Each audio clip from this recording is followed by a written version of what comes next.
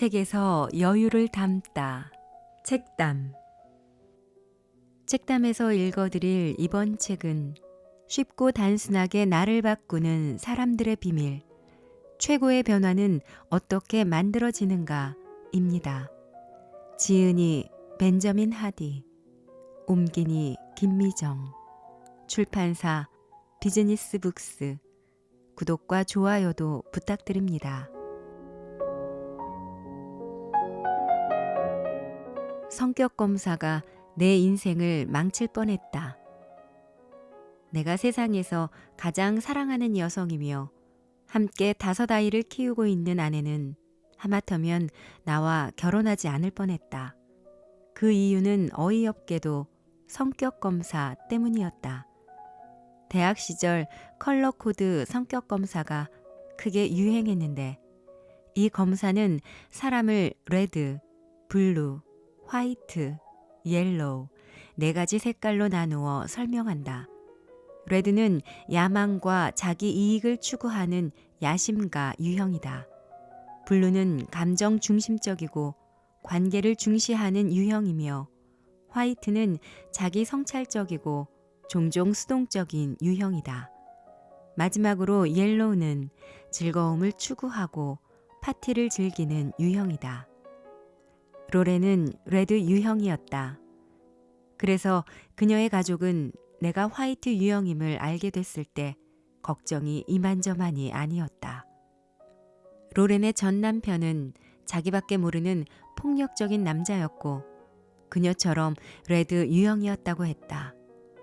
그래서 로렌이 보상 심리로 정반대 유형인 내게 관심을 가졌을지 모른다고.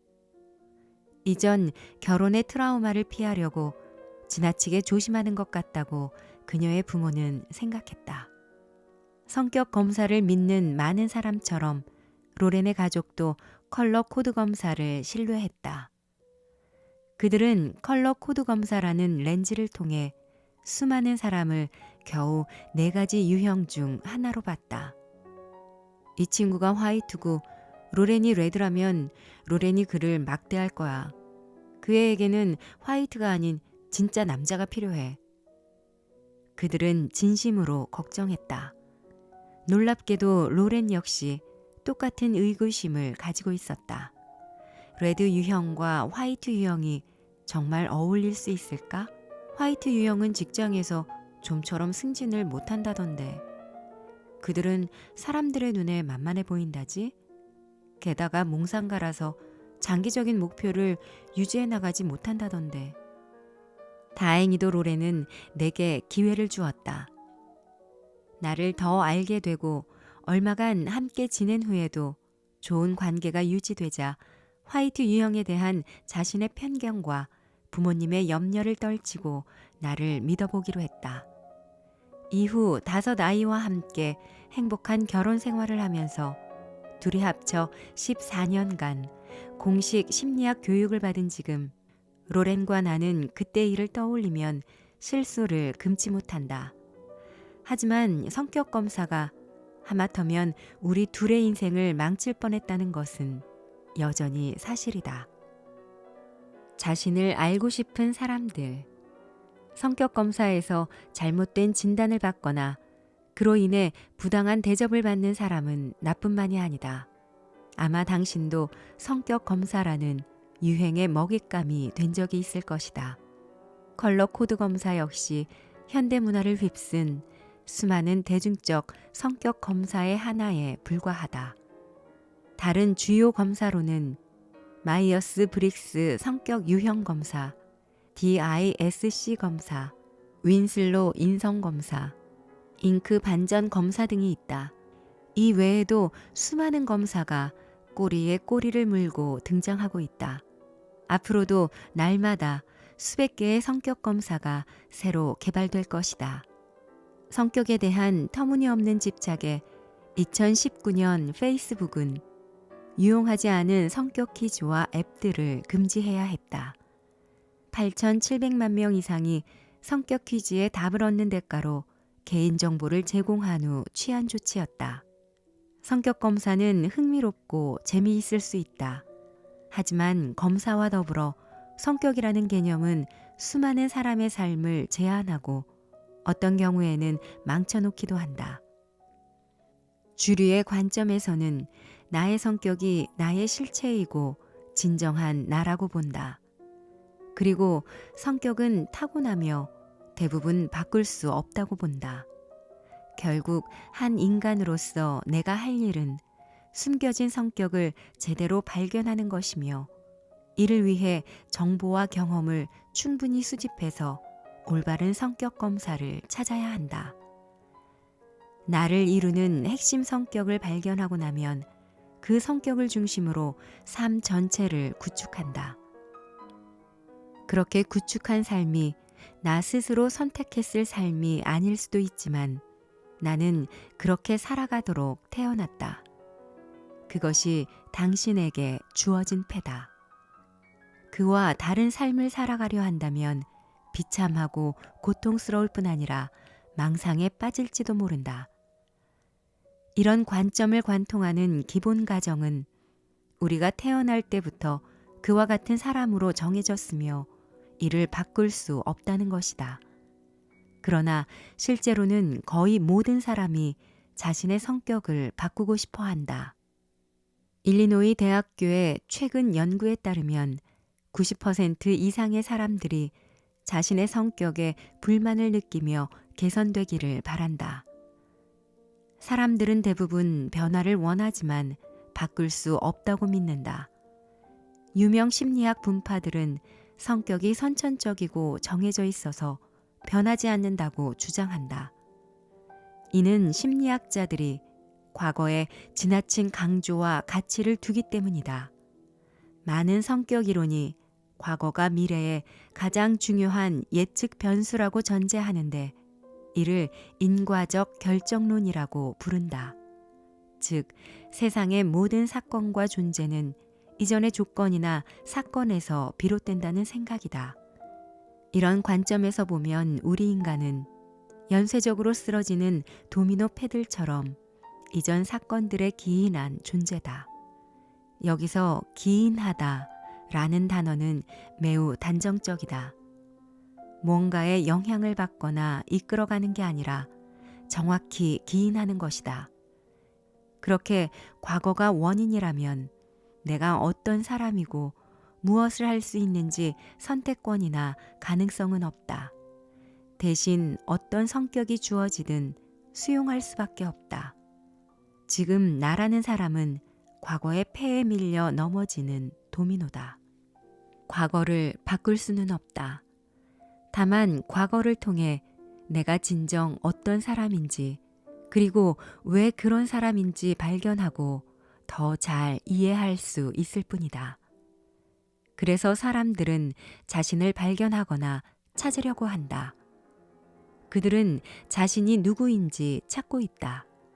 성격을 상상하고 창조할 수 있다는 개념은 그들에겐 말도 안 되는 소리다. 성격은 정말 바꿀 수 없는 걸까? 성격은 정말로 고정되어 있고 바뀔 수 없을까? 아니, 그렇지 않다. 이를 증명해 줄 데이터, 즉 새로 밝혀진 자료들이 많다. 이 데이터들에 따르면 성격은 더 이상 중요하지 않다. 더욱이 성격은 당신이라는 사람의 가장 근본적인 측면이 아니다. 표면적이고 일시적이며 훨씬 심층적인 뭔가의 부산물이다. 인간성의 가장 핵심적인 측면은 선택을 하고 그 선택을 고수하는 능력, 빅터 프랭클이 인간의 마지막 자유라고 했던 자신의 길을 선택하는 능력이다. 자신의 길을 선택한다는 것은 두 가지 의미를 지닌다. 하나는 어떤 일이 일어나기를 원하는지 결정하는 것이고 다른 하나는 그렇게 발생한 일에 어떻게 대응할지 선택하는 것이다. 즉, 선택은 우리가 삶을 스스로 결정하고 책임지도록 해준다. 그렇기에 자신의 길을 선택하는 것이야말로 인간을 인간답게 만들어주며 의사 결정을 하는 능력이 클수록 자신의 삶을 통제할 수 있다. 그러나 스스로 결정을 내리고 자신의 길을 선택하기는 쉽지 않다.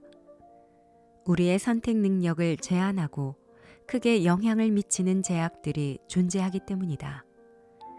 선택 능력에 영향을 미치는 가장 중요한 요소 두 가지는 사회 문화 환경과 개인의 정서 발달이다. 즉, 감정적으로 발달할수록 과거에 의해 덜 제한받고 환경에 덜 구속받는다.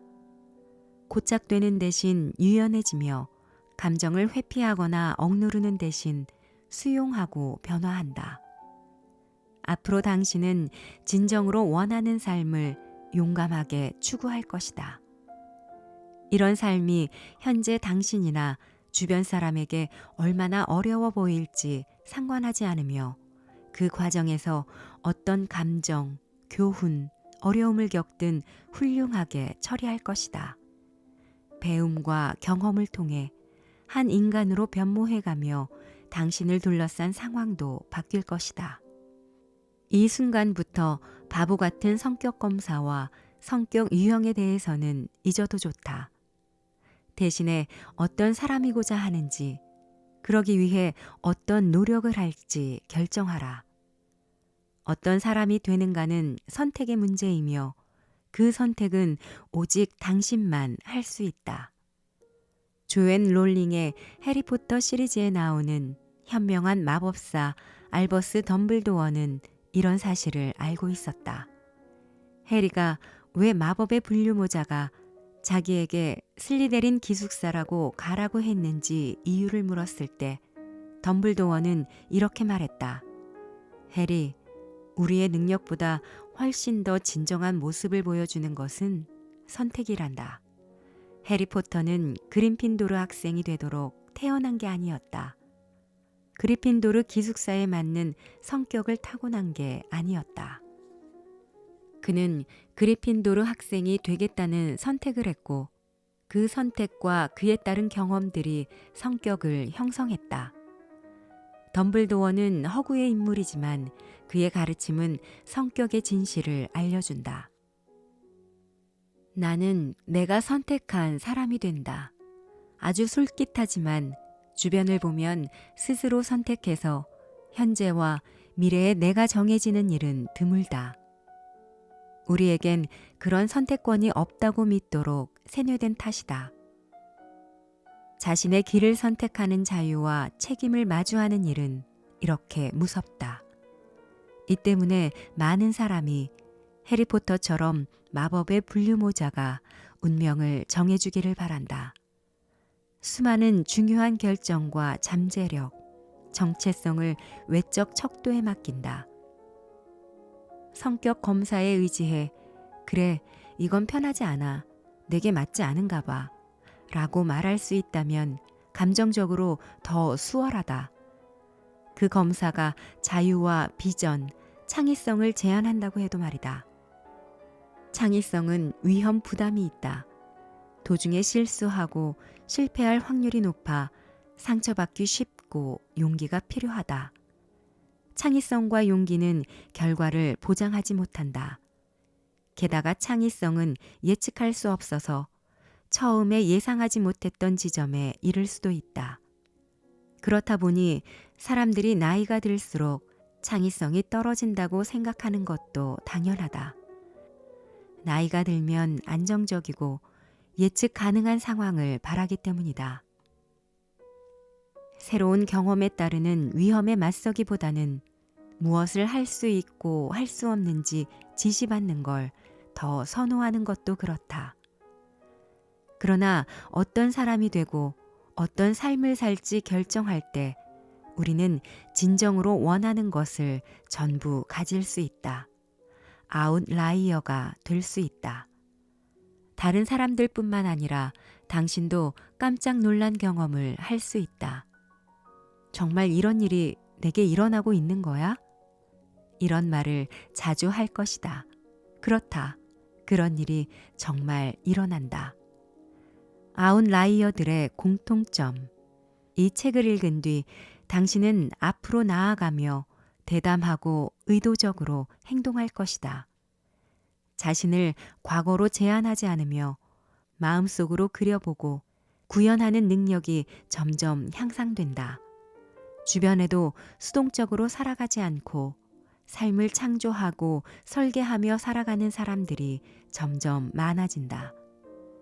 내가 무엇을 할 수 있고 얻을 수 있는지 남들이 하는 말에 얽매일 필요가 없다. 만일 지금보다 더 자신 있고 창의적이기를 원한다면, 더 외향적이고 체계적이기를 원한다면 그렇게 될 수 있다. 조금 소심하더라도 강하고 대담하고 영감을 주는 지도자가 되고 싶다면 그렇게 될 수 있다. 내 친구 스테이시 세머는 이런 진실을 13살 때 교회 학교에서 알게 되었다. 스테이시는 부끄러움을 많이 타고 소심하며 사람들 앞에서 몹시 어색해하는 아이였다. 그러던 어느 날 한 선생님이 수업 시간에 누구나 자기가 원하는 사람이 될 수 있다고 말했다.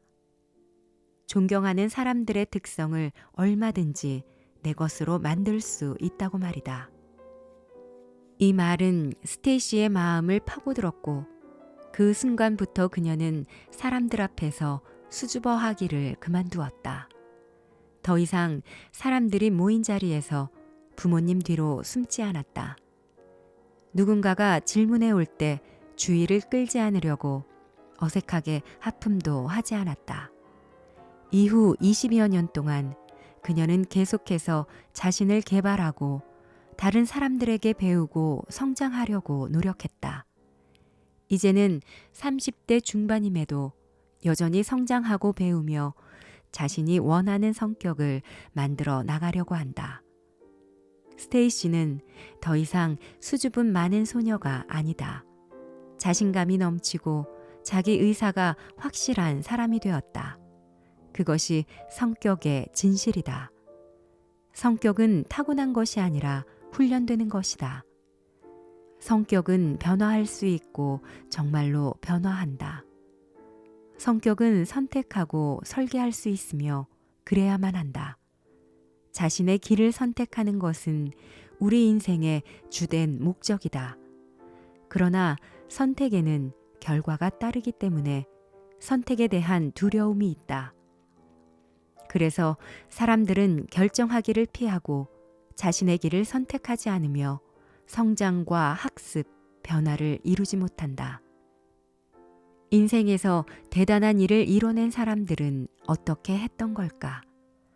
그들은 과거의 자신에서 대단한 일을 해낸 사람으로 변모해야 했다. 마음속으로 새로운 모습을 그려보고 할 수 있다고 확신해야 했으며 현재의 성격과 상황을 넘어 용감하게 행동해야 했다. 그래서 결국 대단한 사람이 되었다. 흔히들 크게 성공하거나 영향력 있는 사람들은 원래부터 남다르거나 특별한 점이 있다고 여긴다. 그러나 그들에게 물어보면 자신은 아주 평범하며 자신이 이룬 삶은 선택의 문제라고 말할 것이다. 새로운 사람이 되려면 추구할 가치가 있는 새로운 목표가 있어야 한다.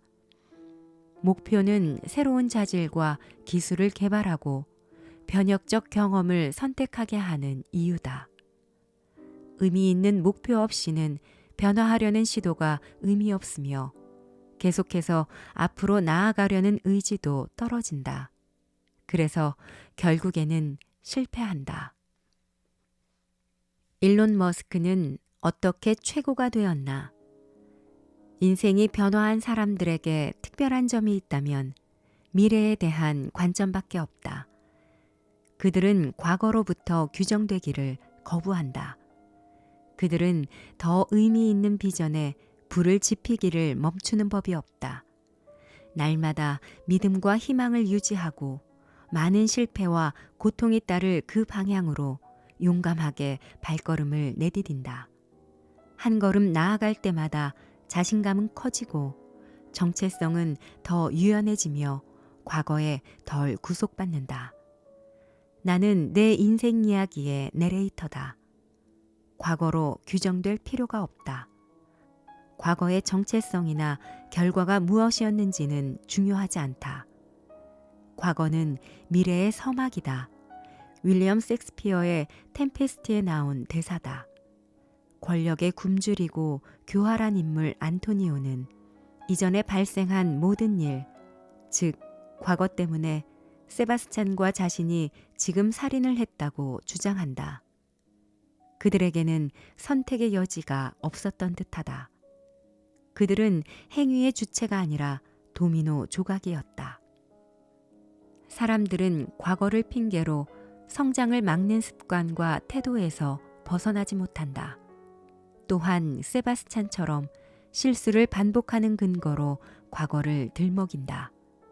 과거를 탓하며 자신은 책임에서 벗어나는 것이다. 자기는 그 일에 대해 책임이 없고 행위자도 아니라고 한다.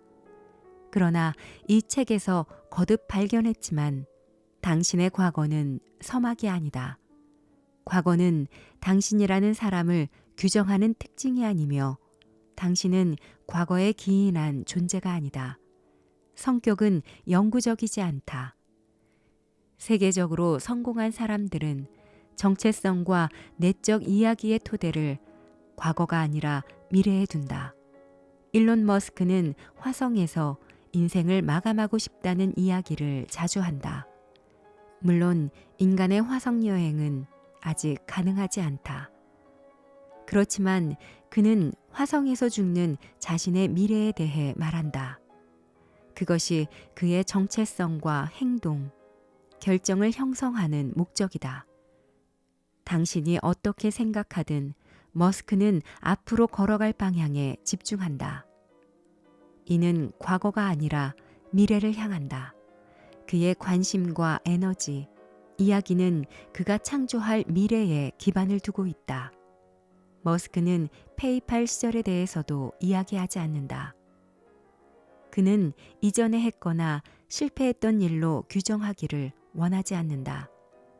과거의 이야기를 질문받지 않는 한 굳이 언급하지 않는다. 일론 머스크 한 개인의 예를 들었지만 이것이 성공한 사람들이 살아가는 방식이다.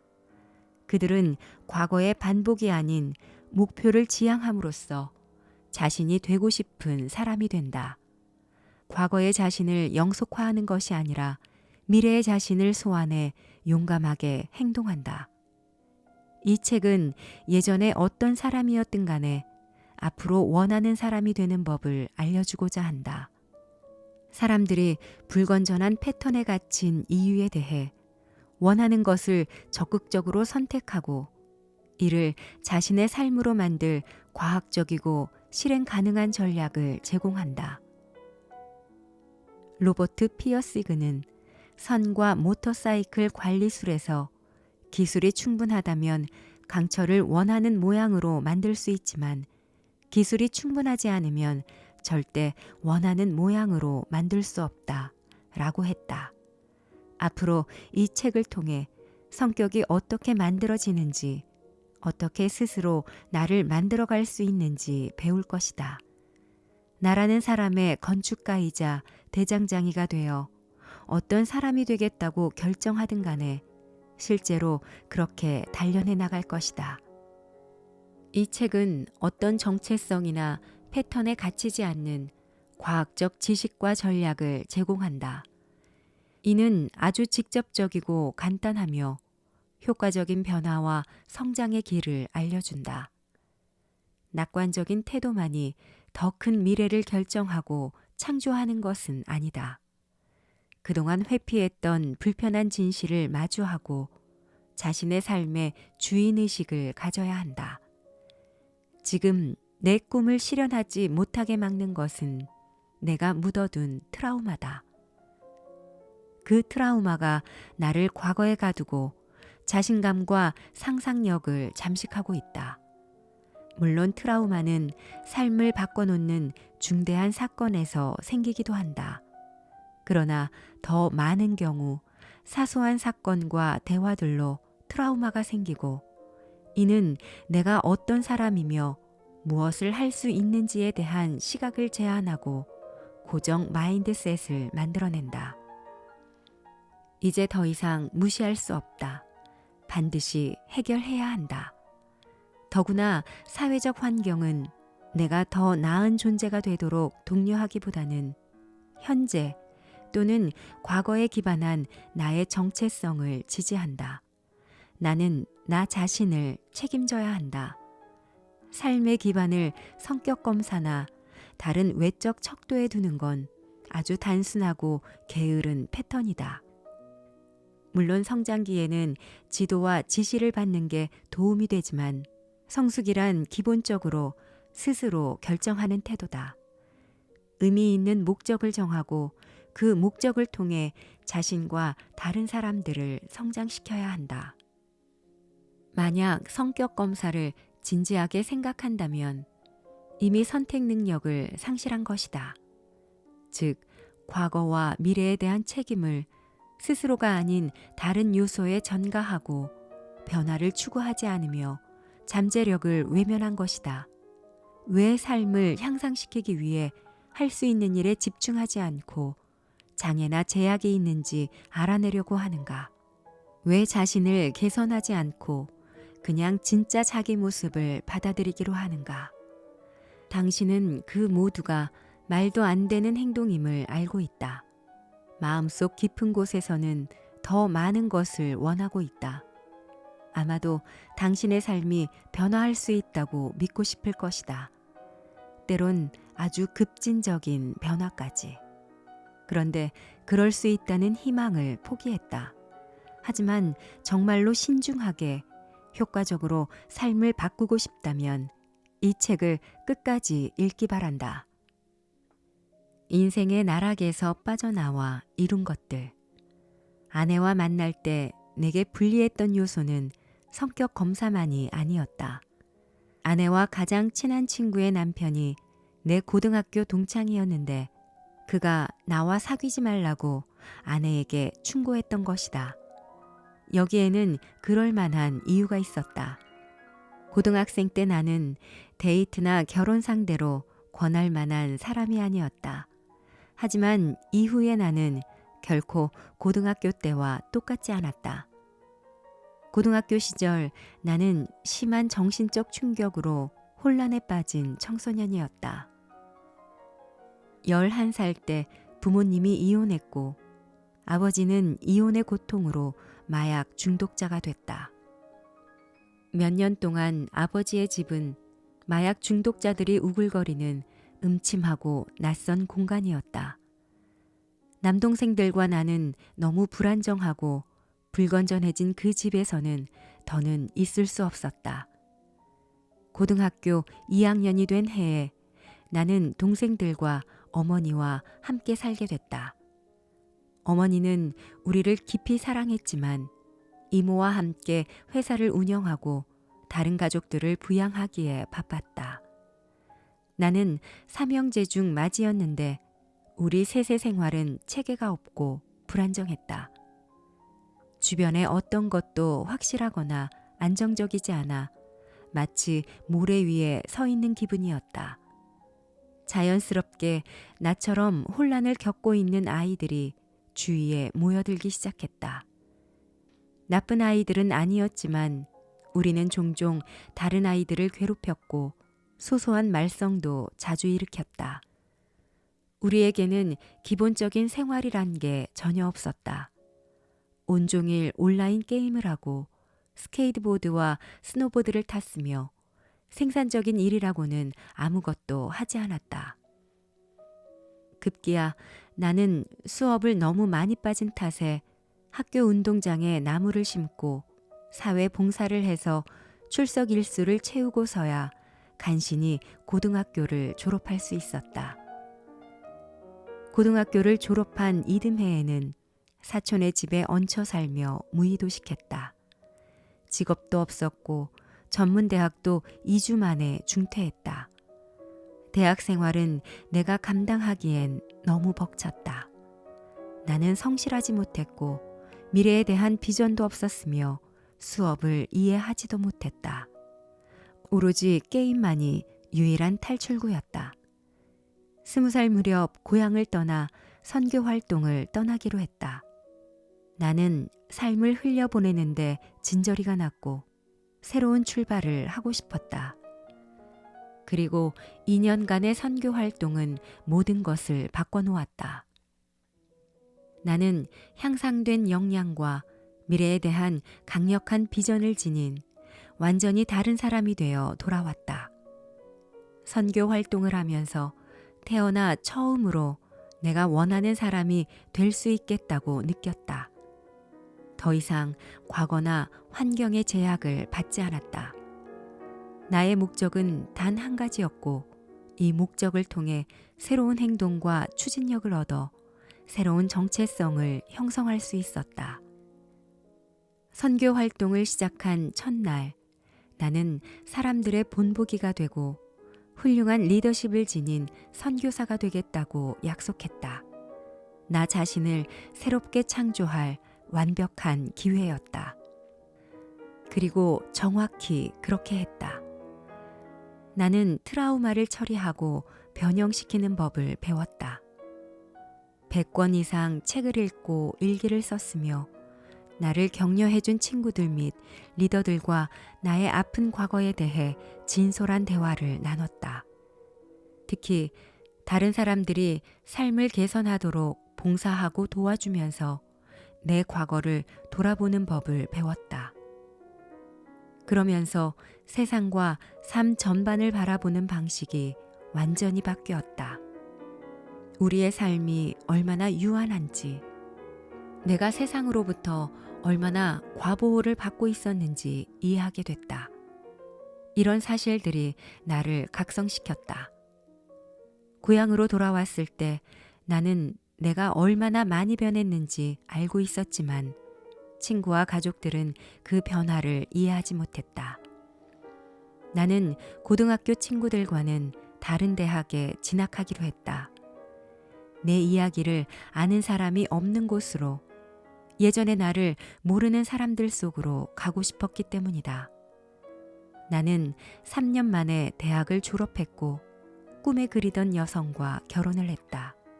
그리고 조직 심리학 분야에서 가장 높은 박사과정에 합격했다. 2014년 가을에 박사과정을 시작했고 첫 해에 대학원 행정조교로 일하면서 13,000달러를 벌었다. 2015년 1월에 아내와 나는 케일럽, 조던, 로건, 세 아이의 위탁 부모가 되었다. 그해 초부터는 블로그를 개설해 심리학과 개인의 변화에 대한 나의 통찰력을 공유하기 시작했다. 내 블로그는 곧바로 인기를 끌었고 몇 개월 안 되어 수백만 명이 방문하기에 이르렀다. 그때부터 2018년까지 3년 동안 나는 당시 가장 큰 온라인 플랫폼 중 하나인 미디엄에서 최고의 칼럼니스트였다. 2018년 2월 아내와 나는 수년 동안 법정에서 가정 위탁 제도와 맞서 싸운 끝에 케일럽과 조던, 로건을 입양할 수 있었다. 새 아이를 입양한 뒤 한 달도 채 되지 않아 로렌은 쌍둥이를 임신했고 그해 12월에 출산했다. 1년 사이에 법적으로 자녀가 1명에서 5명으로 늘었다. 정신이 하나도 없었다. 하지만 우린 이 삶을 선택했다. 우리의 비전과 목적은 인생에서 매우 가파른 성장 곡선을 그려주었다. 그 길은 쉽지는 않지만 믿기지 않을 만큼 의미와 깊이가 있었다. 2019년 초 나는 박사과정을 마쳤고 온라인에서 내 글은 매달 수백만 명이 읽고 있다. 이 책에서 설명하려는 바로 그 방법으로 나는 남의 집 소파에서 잠을 자던 불황자에서 수백만 달러 규모의 사업을 운영하는 5아이의 아버지가 되었다. 지금까지 진행된 과학 연구들은 사람이 변화할 수 있고 실제로 변화한다는 것을 보여주었지만 이 책에 실린 아이디어의 가장 큰 증거는 바로 나의 삶이다. 하지만 여기서 수상소감이라도 하겠다는 것은 아니다. 나는 겸허히 변화하는 삶을 경험하고 있는 평범한 사람이다. 당신에게 삶의 변화가 어떤 의미든 어떤 형태든 그런 변화를 경험할 수 있도록 돕고 싶을 뿐이다. 과거가 어땠는지는 중요하지 않다. 멍청한 성격 검사가 뭐라고 하든 고등학교 동창이 당신에 대해 어떻게 생각하든 중요하지 않다. 중요한 것은 어떤 사람이기를 원하느냐다. 중요한 것은 당신이 하는 선택들이다. 정말로 변할 수 있는지 의문을 품은 적이 있다면 대답은 그렇다다. 과거에 어떤 사람이었든 더는 그 사람일 필요가 없다. 곧 알게 되겠지만 지금은 그 사람이 아니며 미래에도 그 사람이 아닐 것이다. 의도와 상관없이 성격은 시간이 지나면 변한다. 하지만 의도적으로 성격을 바꾸면 목적과 지향점이 있는 변화가 극적인 수준에서 일어날 것이다.